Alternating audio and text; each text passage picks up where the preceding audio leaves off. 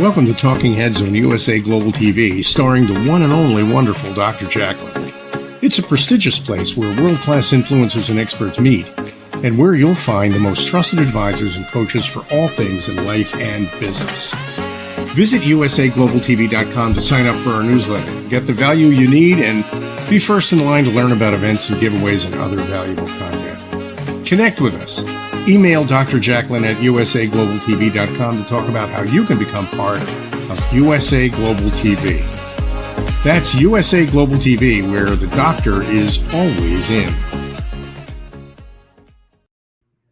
Hello and welcome back to USA Global TV and Radio. I'm Dr. JACALYN KERBECK, the president and founder of USA Global TV and Radio. And our show today is The Listening Mentor. And joining me for this show each and every week is an incredibly accomplished professional person and someone who is also leading her life with her heart. She is the Harley Street stress expert, and she helps people bust their stress. Let's welcome her. Joining us from London, it's Caroline HEWARD. Woohoo! Yeah, it's Friday. What an intro. Thank you. How are you today? Good. I'm very good, actually. Really good. I've had a good week this week. I'm glad to hear that. I like to see you smile, and as you always are. So thank you for doing this show with me to help people learn about how to listen at an elevated level. And that's something that you're doing all the time, Caroline, working with your clients and providing people a safe space to share. So for people joining us for the first time, or they're coming back and they want to know, what does Caroline do? What's Harley Street? How do I get in contact with her? Please let us know. Well, Harley Street, I've been in Harley Street since 2005. Why Harley Street? Because it is the famous street in Europe, worldwide, known for good doctors and complementary therapists. And I felt that if I was going to do this seriously as a career, then I would get a license to practice in Harley Street. So that's why Harley Street. Why stress expert? Well, I've been working in stress management since 2000. Where I dealt with my own stress, my own depression and stress, and literally transformed it. Why expert? Well, I've been doing this work now for 22 years. And the kind of things that I work with people on is everything that you're complaining about. So if you're complaining about a relationship, a bereavement, an ache or pain, a physical discomfort, whatever it is that you're complaining about will be what your stress is, whether you're not sleeping at night, whether there's a sadness or heartache, or this person's doing something wrong. Whatever it is that you're moaning and complaining about is what's creating your stress. And I literally help you bust your stress. I'm offering a free Zoom stress buster consultation for 30 minutes. So please reach out on NoMoreStress. This is my email, NoMoreStress@live.co.uk, and we'll schedule in a free stress buster consultation. I look at one or two symptoms, and whatever it is that's causing your stress is what I aim to bust through during your consultation. Yes, bust this stress. Do it. I love it. And Caroline, we're also putting up your social links for people to contact you on Facebook as well as LinkedIn. So today we're going to look at another role play, which I just love doing, because I feel like when we look at role plays, we can actually see something going on in someone else and we recognize the behavior. But when we look at our own behavior, we cannot see it. Oh, I'm not doing that. That's not me. I'm listening all the time. I'm fully present. Yet, most likely, we're not. So anything you'd like to say about our topic before we look at the role play? Our topic is listening and talking at the same time. Is it possible? No, it's not. How exciting. How juicy. Because we don't even realize, and role play is a perfect way to see it.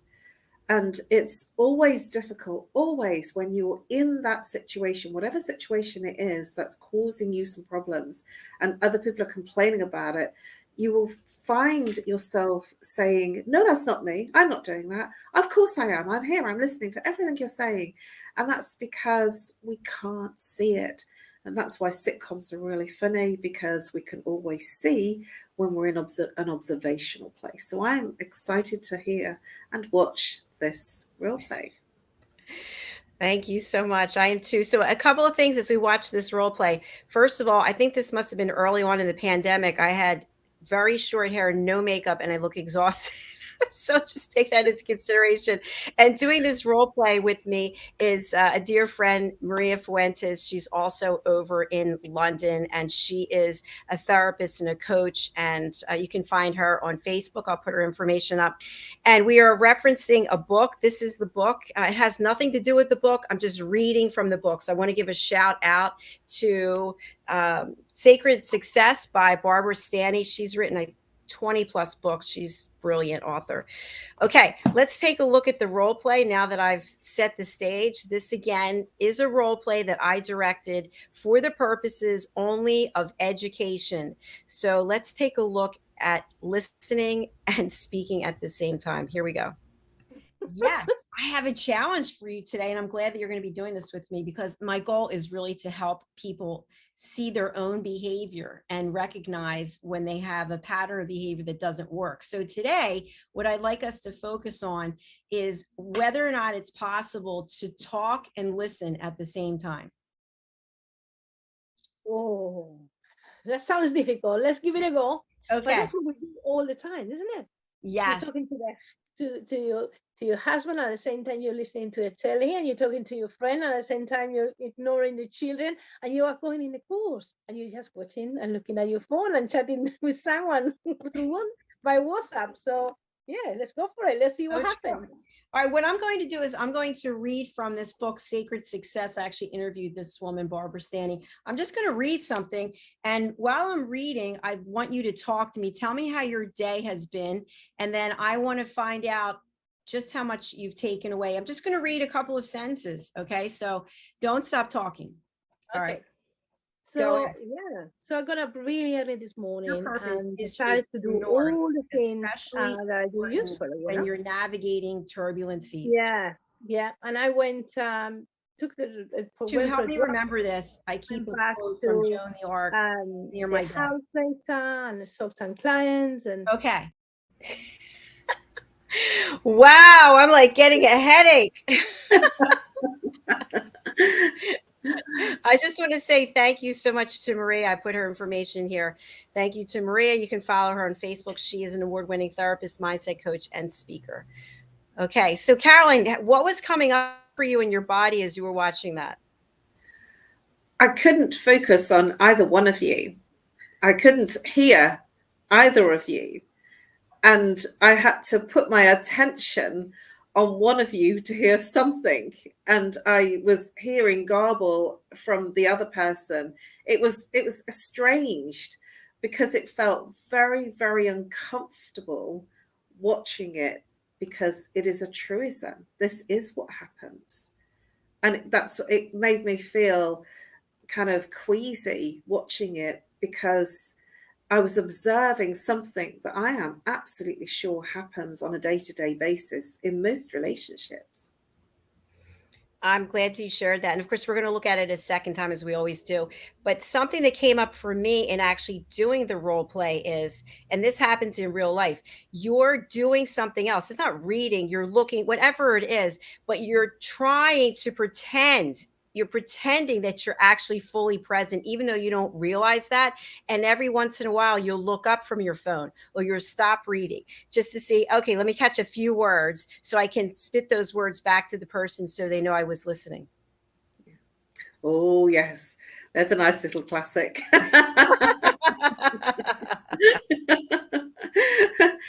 That's a strategy, actually, that to ask a question or just make sure that you spout something.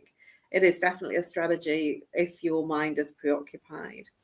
One of the things that I do, especially if I'm in a seminar or training room, is that I deliberately do my best to actively listen. Obviously, it's not easy, especially after lunch, the ghost shift. But after lunch, essentially, I even focus even harder, because I want to ask questions. I want to show that I've been listening. So this is definitely a strategy that is used not just for you, not just for me, but many people. And Caroline, thanks for sharing that. It's also something that when we watch that, we can be aware of in our own personal and professional relationships. If we've been in a relationship with someone for a very long time, these are patterns of behaviors that just come up. You get so used to both people doing something different at the same time. While one person's trying to speak about something, it's very typical. I'll just keep working. I'll keep cooking. I'll keep doing whatever it is. And that's okay if it's chit chat. But if it's something where you really need the person's undivided attention, then it's not going to be effective. It doesn't work. Because you don't hear it. And there's lots of situations, sort of adverts and sitcoms that use this as a cliche that happens, that the man's saying, oh, and I did a striptease, and I was chased by another woman, and the woman's just going, yeah, okay, yeah, that's fine, whatever you want, and the man's saying, so can I have my favorite tea tonight that you absolutely can't stand? Oh yeah, whatever you want. And it's to demonstrate that the person isn't listening. Yeah, I have to share something with you. It's actually embarrassing, but I'm going to say it anyway. I'm not going to mention names, but I was in a relationship with someone, and the person claimed that I wasn't paying attention to them. And as it turns out, the person, to make a point, had shaved off half of the person's mustache, and I never even noticed it. So we were we this relationship, and he said to me, you really don't even look at me, you don't pay attention. I said, what are you talking about? He's like, I shaved off my mustache a week ago. and that was true. I wasn't paying attention. That was a relationship that was dysfunctional. So my point is, it doesn't have to be something visual. It can definitely be something where you just have this coexisting pattern of behavior that you think is working, but it's actually not. And if you were to step out and look at this role play and you see just the way it feels in your body, it just feels painful. It's kind of like, oh, I don't want to be around this. And on that note, we're going to take a look at it again and see if we have any further comments. So for anybody just joining, this is a role play that was directed. You'll see it was directed, and it's just for educational purposes. Thank you. Yes, I have a challenge for you today, and I'm glad that you're going to be doing this with me, because my goal is really to help people see their own behavior and recognize when they have a pattern of behavior that doesn't work. So today, what I'd like us to focus on is whether or not it's possible to talk and listen at the same time. Oh, that sounds difficult. Let's give it a go. Okay. But that's what we do all the time, isn't it? Yes. You're talking to your husband, at the same time you're listening to a telly, and you're talking to your friend, at the same time you're ignoring the children, and you are going in the course, and you're just watching and looking at your phone and chatting with someone by WhatsApp. So yeah, let's go for it. Let's see what happens. All right, what I'm going to do is I'm going to read from this book, Sacred Success. I actually interviewed this woman, Barbara Stanny. I'm just going to read something. And while I'm reading, I want you to talk to me. Tell me how your day has been. And then I want to find out just how much you've taken away. I'm just going to read a couple of sentences. Okay, so don't stop talking. All right. So yeah, so I got up really early this morning and decided to do all the things that I do usually when you're navigating turbulent seas. Yeah, and I went took the to help me remember this. I keep a quote from Joan the Arc near my house data and the Sultan clients and okay. What did so anything else that you picked up this time? Yes. There was some pauses on Maria's spot because she was feeling, I could feel her discomfort. So there was like some pregnant pauses where, because your head was down in the book, and she was trying to get your attention, and so she paused, and then she carried on, and then she paused again, and you were still with your head down, not looking or taking any attention as to what she was saying or doing. And that made me feel very uncomfortable in watching that, because that seriously does happen. 2 conversations at the same time means nobody hears anything. And for you, you were desperately reading your book, so it's sort of, it's so real, so to life as to what happens, especially if you're in a family situation, a relationship, even work. You can get so engrossed in what you're doing and saying that you forget about the other person. Don't give them space. Exactly, Caroline. And you know what else happens on a regular basis? We see this over and over again is you're talking, I'm talking, I get louder, you get louder. Now it's escalating. We're literally shouting at each other at the same time. No one can hear what the other one says, but we feel that we must win this. We must have the final word. And it accomplishes nothing, nothing positive. Yes, the escalation of voice. It's as if, like, if you say what you're saying louder, it will reach the person. When you get that escalation on both sides, it feels very, very uncomfortable because it drains your energy. When you start feeling that you have to shout your words to be heard, then the other person does the same, then you're in a match that goes nowhere, only to frustration and leading to a huge drain on your energy. Yes. And Caroline, given your extensive background and all of your experience, I'd like to talk a little bit about what's under the surface when these types of dysfunctional behaviors are exhibited. So we watched the role play. We took away from it that it was very uncomfortable doing the role play. Actually, watching it was painful. And yet these are the behaviors that go on in every home, in every workplace across the world.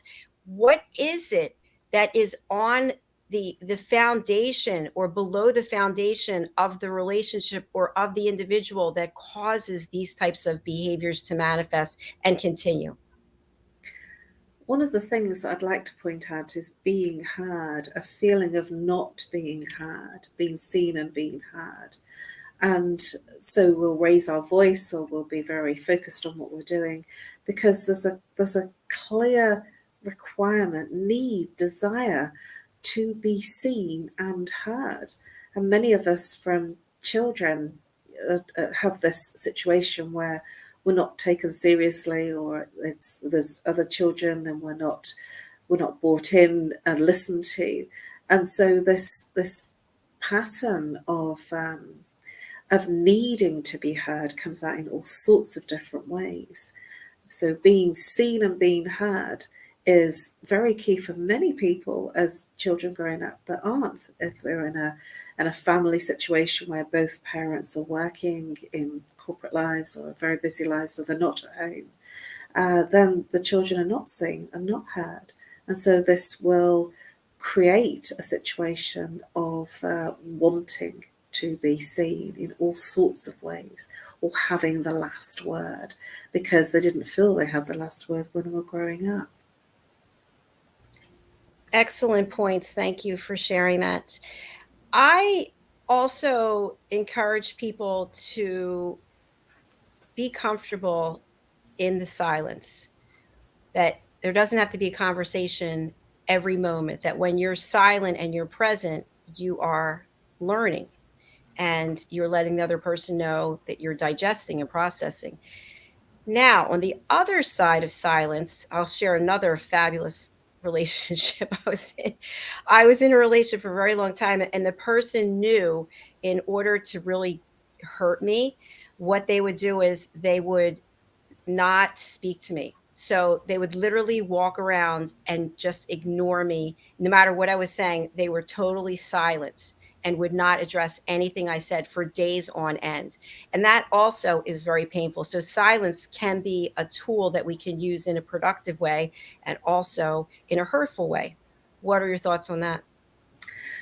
Oh, painful. And I truly empathize with that experience. I've had the same kind of experience myself in relationships and friendships. And it feels, even if you're not with the person physically, you can really feel that distance.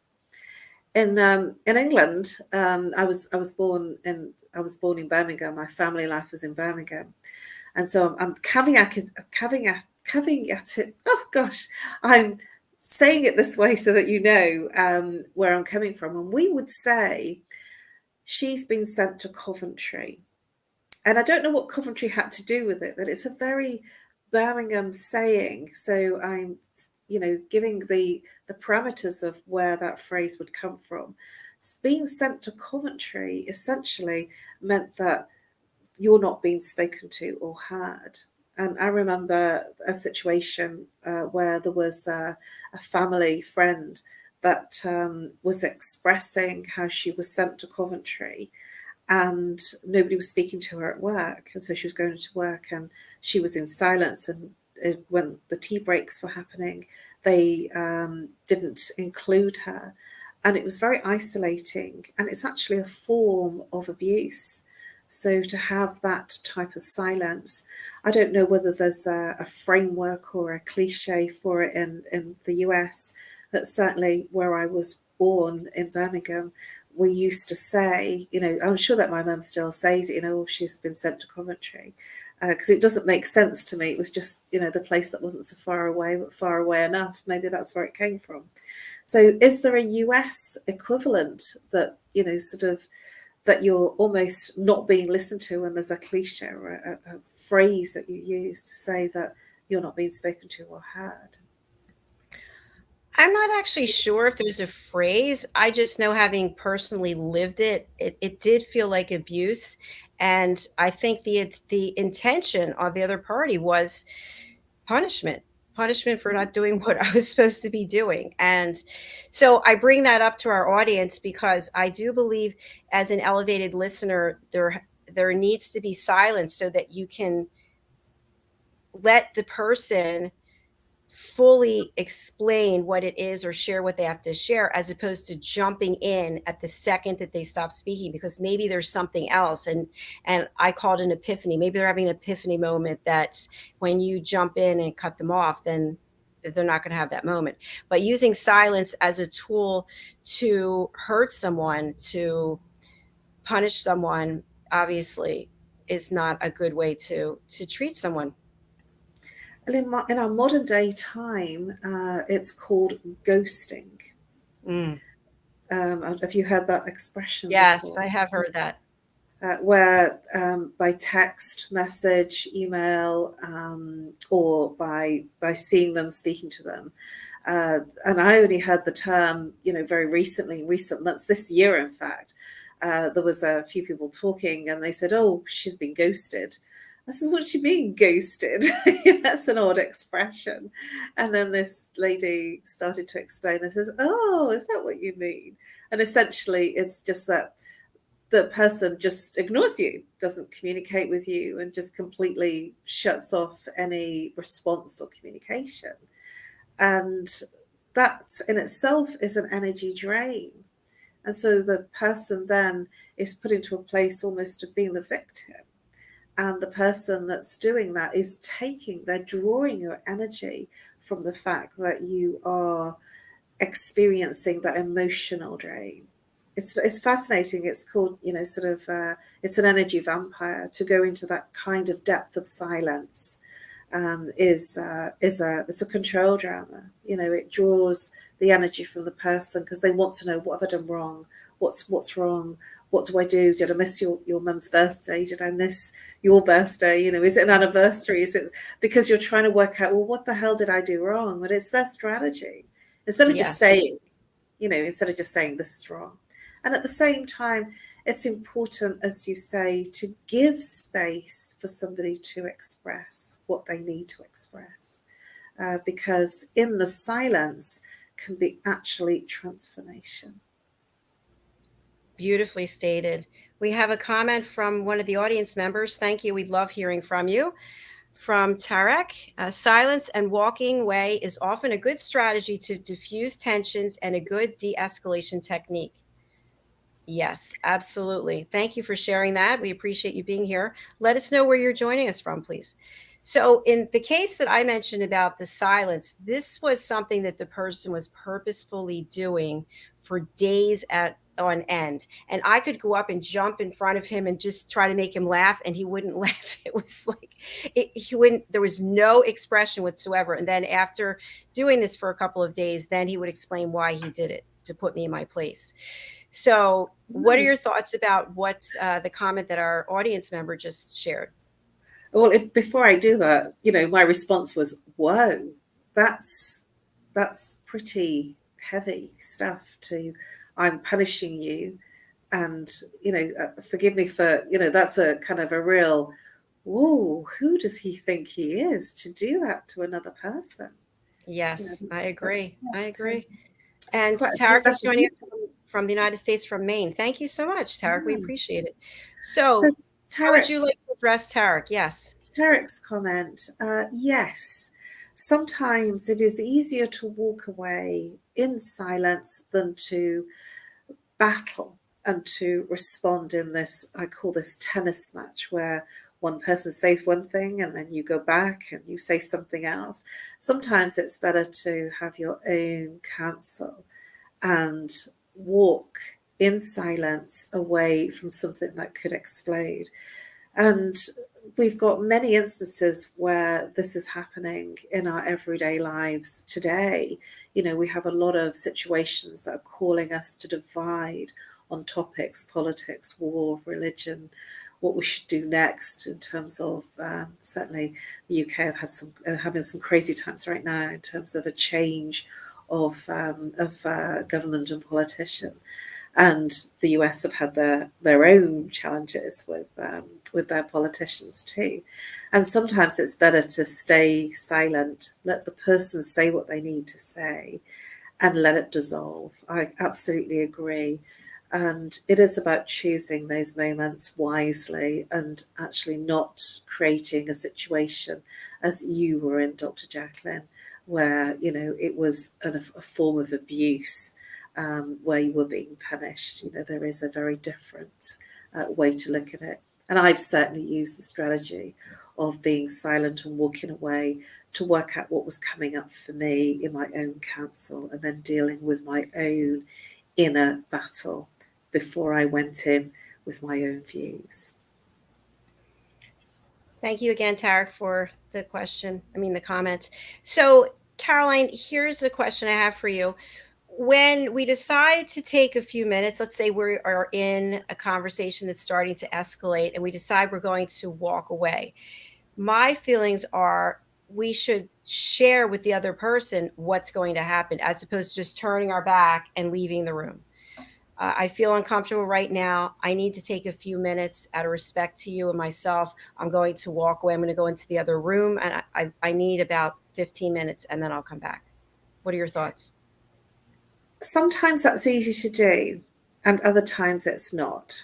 And I'll give you an example of a situation that I found myself in where I did just actually walk away.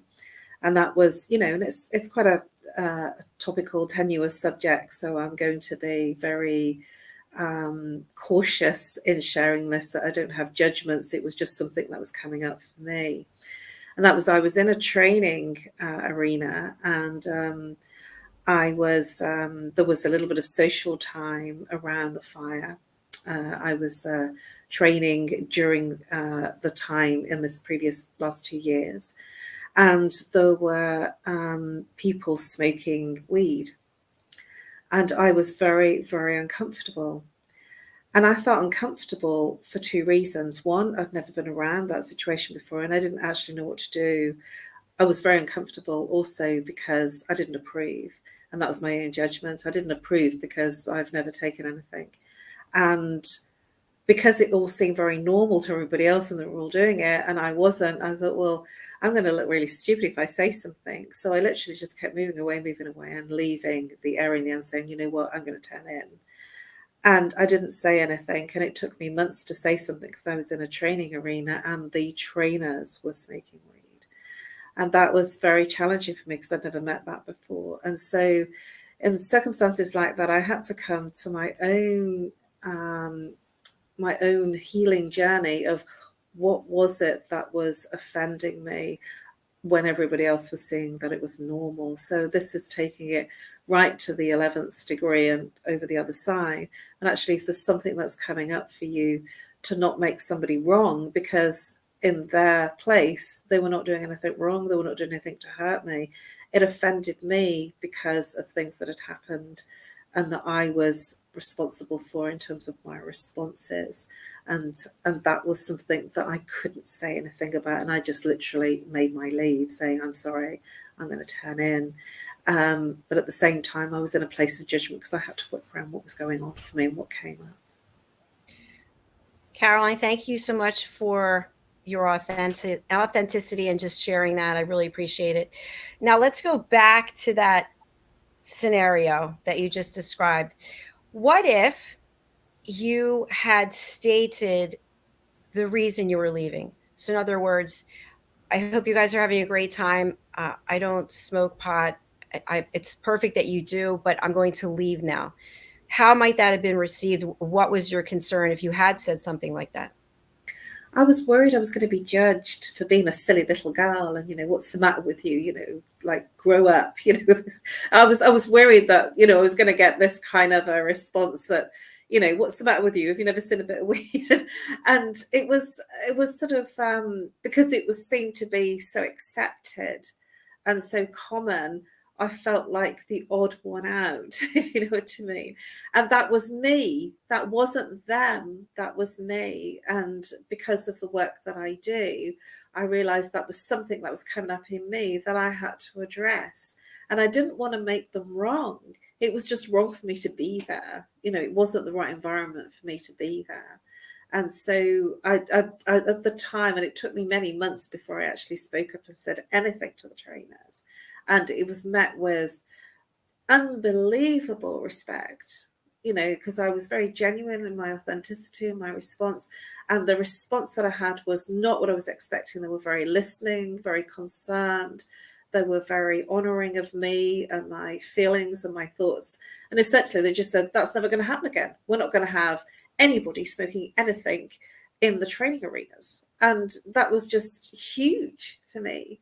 But it was a huge ordeal because I was worried about being judged.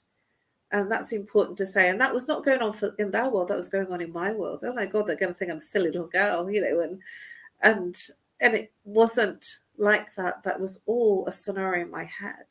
And I was surprised at how respectful they were with my feelings.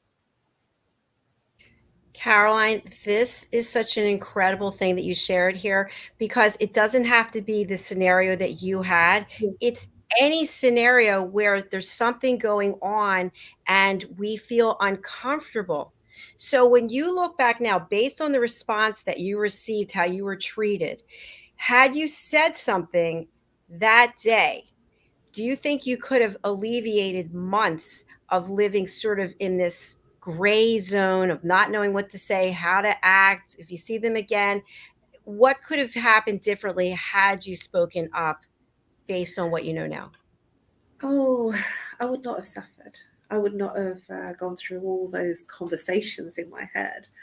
And, I thought that I was going to be chucked off the course because I had this view of like this non-acceptance of what they were doing. And, they shouldn't be. And that was all me because it didn't feel right for me. And the way that they responded was just so beautiful. I thought, oh gosh, I could have saved all that agony and all that uncomfortableness and trauma, essentially, because I felt very traumatized by all the dramas that I was running around in my head about being kicked off the training and all sorts of things, because it mattered to me. It was really important. The community was really important to me. And the way that they did respond made me feel, oh, I should have said something a long time ago. I landed up actually in tears of, well, it's out.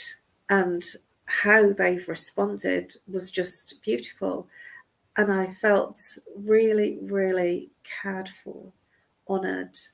And it just made me realise I should speak up my truth. I should speak my truth more often and not be concerned about a judgment from someone else. Once again, thank you. Beautiful share. Now, just to dive in a little bit deeper, is marijuana legal in the United Kingdom? Are you allowed to smoke recreational pot, or is that to be medicinal reasons? Oh, I don't know. I can never work out where it is. I think it is okay. I don't know. I don't keep up with it all. It's illegal to sell it. So, for other people. I know that for sure. I don't think it is. It has been legalized. Yes, that's right. I'm just working through that question. Yes, it has been legalized. And so there is more. And I didn't grow up in those environments where people did. It was just, a couple of martini and lemonades were really what I did. I was a bit of a lightweight in that aspect. I never smoked, and that's probably why I never got introduced in any way, and I never saw it. And so for me, being, almost 60, it just felt really silly that I was kind of having a thing about it. Whether people did or they didn't. And I'm surprised. I've had these conversations with people that are saying, well, I don't go anywhere near that. But, people do. And I'm now more accepting that people do. But I kind of have this approach, just not in my space. I get that you do, and it's okay. I don't have a judgment about it, but, not when I'm with you. Please be, respectful about what I need, and I know that might sound a little bit sort of judging in itself, but I have some things that are important to me, and that's one of them. Caroline, I'm right there with you. I don't smoke. I don't want to be near people who smoke. I don't judge. I have no judgment. But anyone who's known me for a long time, they'll say, oh, JACALYN doesn't party. She doesn't stay out late. She's not going to go to clubs. No, it's just not me. I like my Chardonnay, and that's it. So I've been in similar situations. I get invited to parties. Last week I was invited to 2, and I won't go to them for that reason, because I don't, and again, I'm not judging. It's, it's legal in this state, in New Jersey. It's legal a lot of places, and many people do it. Good, enjoy. I have nothing against it, but it's not for me. I don't like the way it smells. So I will not, I've changed my behavior, but I'm not embarrassed to say it. I'm not embarrassed to put it out there on television to say, it's not me. It's not for me. It's great for you. Fabulous. But I just would prefer to see you when you're not doing it. And if people don't like it, and believe me, there are people who don't like it, and I don't have anything really going on with them anymore. And that's okay too. It was a big lesson for me to literally say my truth, to feel comfortable. This is the share really that I want people to take away. Whatever your truth is, to say it, to feel comfortable if that's your truth to say. Some people don't drink, and they don't feel comfortable around people that are drinking. I'm a bit of a lightweight, a few glasses, and I'm kind of, I'm just really light with it. That doesn't mean to say I've not enjoyed it. It just means that I don't need the extra alcohol to have that effect of being really jolly. That I'm that kind of person anyway. But these are topical things that some people feel uncomfortable about. The important point here is to feel okay and to feel comfortable to be your authentic self, whoever is right for you to be. Whether you smoke, whether you take drugs, whether you like your glass of wine, whether you don't do any of those things, whether your thing is a chocolate bar, whether your thing is curries, it doesn't matter. To really be your truest and your authentic self, and to be comfortable to speak your truth. Exactly. And thank you again. Of course, this is a show about listening. And as we tie it up, it's about not judging the other person for what they're doing, but you have a right to say, I'm here to listen. It's not for me, but I'm happy for you. And that's a much different approach than, I don't want anything to do with him or her. She's doing this and he's doing that, and all the judgments. You can still choose to step away from the relationship, just not in a judging way. And so that was the, sort of to fulfill the situation with the training arena. there was so much love and so much respect on all parts, for each of us. And that this particular training group now don't allow it during the training time, which I feel they've hugely changed the way that they work. And I feel that's a beautiful outcome, from the perspective of me speaking my truth, actually say, this is not comfortable, and I know that it's all okay for you guys, but, it's not comfortable for me. It changed the way that they trained and the way that they taught. And I thought that was magical. That was a transformation, not only for me to learn that it's okay to speak your truth, even if everybody else is doing something that's not what your truth is to say, because it can change and transform other things around you. Yes, absolutely. And something else, Caroline, in reference to that is when you're taking a course, in my opinion, you need to be fully present in order to be able to absorb the material. So if you're partying, drinking, whatever during a training course, I don't know that you're going to be able to take away as much value. I have no research on that, so I'm just putting that out there. I don't know. We do have a couple of comments. Oops, sorry, from our friend Adam. Hi, Adam. Nice to have you back with us. And here's a personal outreach to you, Caroline. I'd love to speak with you, Caroline, to talk about stress if you like. Oh, well, it was wonderful. Yes, Adam, let's connect. Let's do that. That'd be lovely.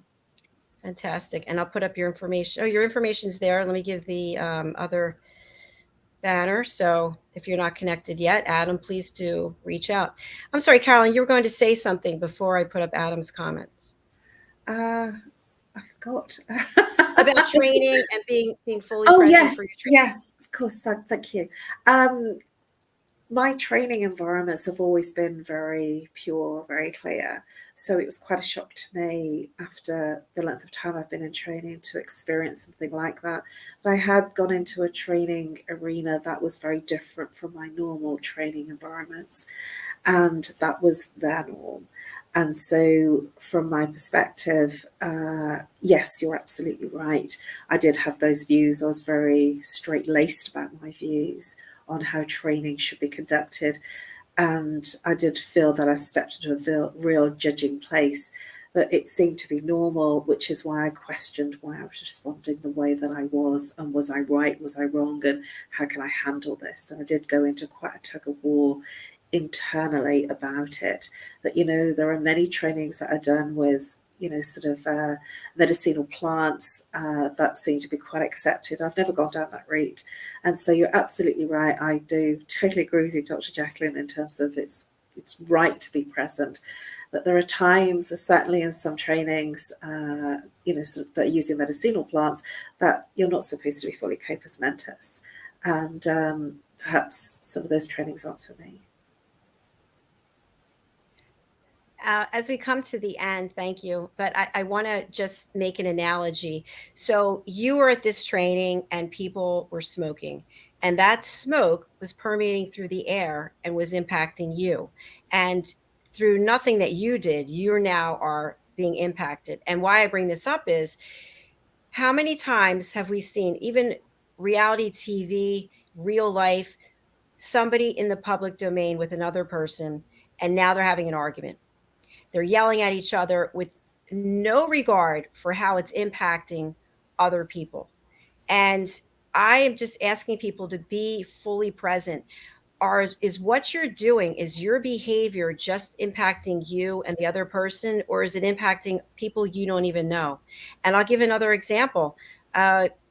This happens on a regular basis where I work out. There's signs everywhere: no cell phone use, no cell.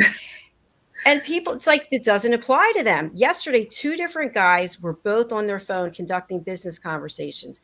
Now I'm doing my thing and they're in my space sharing their business details. And so my point is no judgment, but let's be respectful of each other and realize that whatever it is that we feel is so critically important at this moment, that we don't mind taking apart somebody else's space, right? Someone else's tranquility, whatever it is, and be a little more conscientious of how what we're doing is potentially impacting others.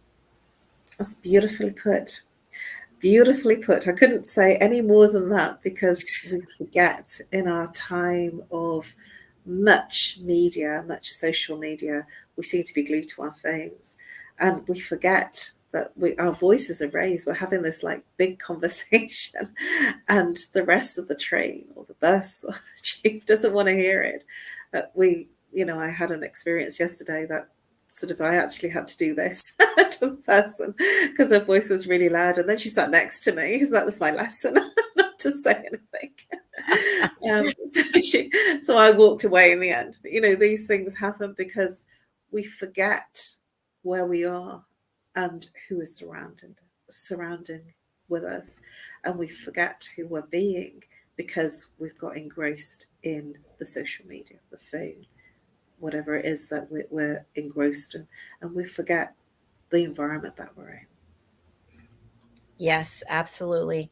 And just final share by me, and then Caroline, I'll ask for something for you to share, is that what we're teaching here, what we're providing is education with the focus of each of us being more responsible for our own behavior and controlling our emotions, taking a step back, literally, instead of taking whatever just happened and throwing it on the next person or the person after that. Learn how to deal with your emotions. Learn how to deal with what's going on with you, what's coming up for you, the things in your body that are hurting you, the pain that you're feeling. Working with someone like Caroline helps you do that.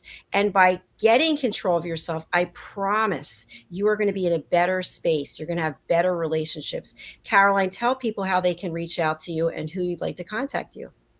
Thank you. You can reach me on NoMoreStress at live.co.uk, exactly as the words are, No More Stress.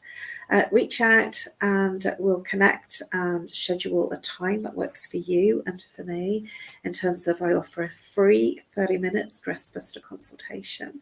If you want to reach out to me from a professional place in terms of a collaboration or for me to speak, please also email me at that address, nomorestress@live.co.uk, and we can set up a time that works for you and for me. I realise this audience is global, so I'm respectful of that, so that's why the email is the best way to reach me. The free 30-minute stress buster is on Zoom or Skype, whatever's easiest for you, and it's to literally bust through a situation that is causing you problems, whether it's personal, relationship, whether it's physical, emotional, mental, whatever it is that's causing you distress. And I will literally bust your stress during that consultation call. So please reach out. Thank you, Caroline, and thank you for all the gems of value that you brought today. As always, it's been a pleasure. Thank you. It's been quite a deep one today, hasn't it? Yes, it has. That's where the work takes place. So the fact that we're doing it on television, it's almost like we could be doing it in your office. So thank you again for being here. I look forward to seeing you. Am I seeing you Sunday? Yes, we're Okay. going to do our meditation together on Sunday. Yes, I'm going to be here. I'll see you on Sunday then. Thanks again. Bye-bye. Bye. All right, just a quick message. I am encouraging each and every one of you to step out of your comfort zone. It's an invitation, a call to action, and take my course, The Power of Listening. I am literally giving it away today for $30. It's $257, but I'm in a generous mood because I really want more people to get certified. Here it is, The Power of Listening. It's a 2.5-hour course. You can take it at your leisure. Once you finish the course, there's a 7-question quiz, and then you will get certified. You can take your certificate. You can put it up onto your website. I'll put it on my website, drjacalyn.com. So just go over to drjacalyn.thinkific.com, and you can actually, instead of using listen, I'm going to give you an even more savings. Use the code EXCELLENCE, EXCELLENCE, for $30. And I'm going to actually ask Adam and Tarek to go ahead and sign up. I'd love to have you on my team, and you would be certified as an elevated listener. You can join us on the Listening Mentor Show. All right, thanks for now. We're coming right back with Loving Longevity, and then our 75th episode of Presenting Pet Psychic Amina. Final word is I have a new show. It's called Rapping with Dr. JACALYN. This is the show I started out with originally on the radio. And I've decided, since I had it trademarked, I'm not doing anything with it, I'm bringing it back. It's a show about nothing, which means that we will just sit and chat, just like two people having a conversation without any agenda, without any specific topic. Caroline and Madeline Chan are my first guests. So I'm looking forward to that. That is in, I think, a week or so. All right. Thank you again for being here. We'll see you shortly.